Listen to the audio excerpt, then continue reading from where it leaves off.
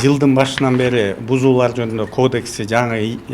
күчүнө киргендигине байланыштуу жана ошондой эле март айынан баштап коопсуз шаар долбоору ишке ашырылгандыгына байланыштуу айдоочуларга көптөгөн ошол баягы жол эрежесин бузуу боюнча айып пулдар келе баштаган. Ошонун негизинде мына айдоочулар тарабынан жана коомчулук тарабынан дагы бир катар сын пикирлер жаралып, ушул баягы штрафтын өлчөмүн же болбосо айып пулдун өлчөмүн кароо боюнча сунуштар түшкөн.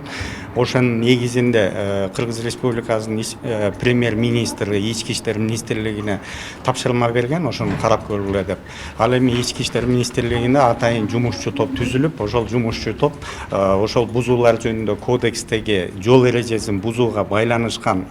беренелердин бардыгын кайрадан карап чыгып, жалпы жолунан ошол бузуулар жөнүндө кодекстин 14 беренесинде ошол айдоочулардын же болбосо ошол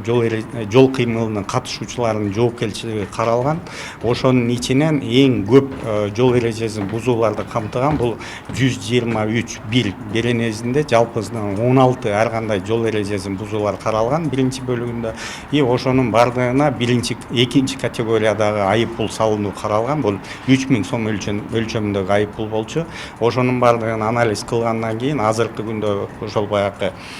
жол эрежесин бузуулардын авариялык кырдаалга тийгизген акыбалына жараша жана ошол баягы коомдук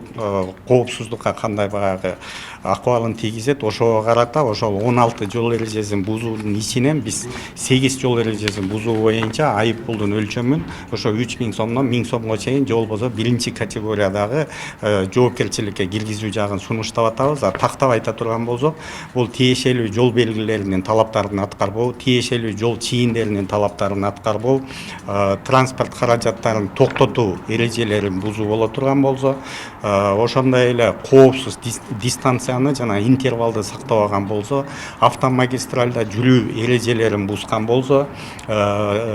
көчөлөрдүн кесилишинде стоп линия сызыгын талаптарын бузган болсо, андан кийин обгон же болбосо маневр кылуу эрежелерин бузуу жана ошондой эле сырткы жарык берүүчү приборлорду колдонуу эрежелерин бузган учурларда ошол баягы мурунку 3000 сом өлчөмүндөгү айыпты биз азыркы күндө ошо биринчи категория менен 1000 сом өлчөмүндөгү айып пул болсун деген сунуш менен кайрылып атабыз.